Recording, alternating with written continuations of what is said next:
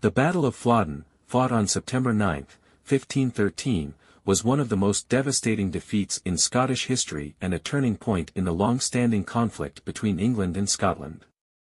It was a battle that stemmed from the broader European power struggles of the early 16th century, particularly the rivalry between England and France.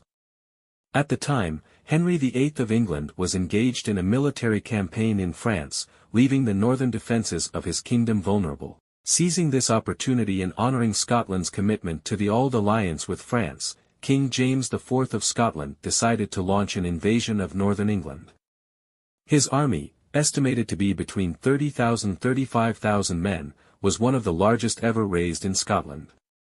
It included experienced Highland and Lowland soldiers, well-equipped noblemen, and thousands of pike-wielding troops trained in the Swiss style of warfare, which had proven highly effective in European battles. James also brought a formidable artillery train, consisting of heavy cannons intended to break through English fortifications.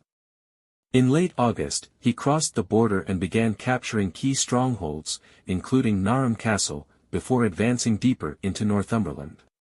Meanwhile, Thomas Howard, Earl of Surrey, an experienced English commander in his early 70s, was tasked with repelling the invasion. With Henry VIII away in France, Surrey had to muster a force from the northern counties, gathering an army of around 26,000 men.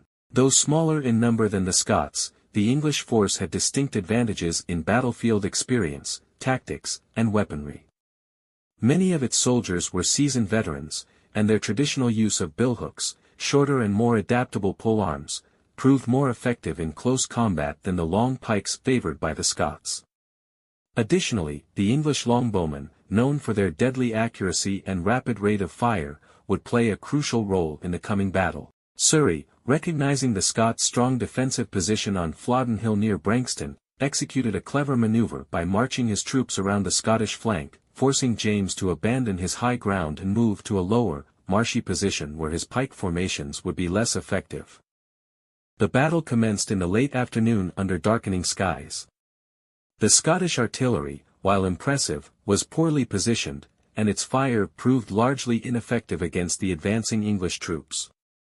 James, eager to engage in direct combat, ordered his men to advance down the slopes to meet the English head-on. The terrain, however, proved disastrous for the Scots.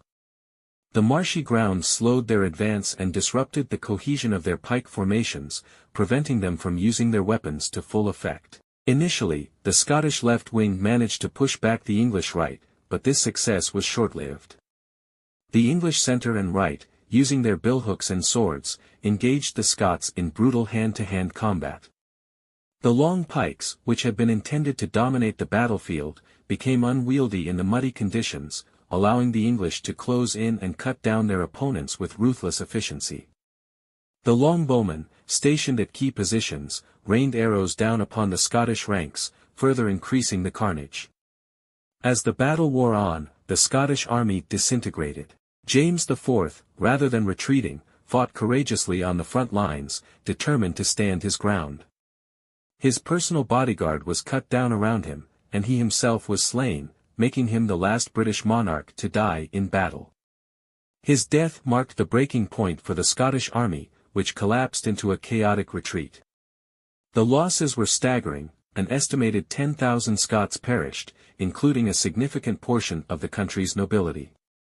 Many high-ranking Scottish lords, bishops, and knights lay dead on the battlefield, leaving Scotland politically vulnerable. English casualties, while substantial, were far fewer in comparison. The aftermath of Flodden was devastating for Scotland. With James IV dead, his infant son, James V, inherited the throne, leading to a prolonged regency and internal instability. The loss of so many nobles created a power vacuum that weakened Scotland politically and militarily. Despite the catastrophic defeat, the battle became a powerful symbol of Scottish courage and sacrifice, immortalized in poetry and legend. From a strategic standpoint, Flodden demonstrated the dangers of relying too heavily on pike tactics in unsuitable terrain and underscored the effectiveness of English billmen and longbowmen.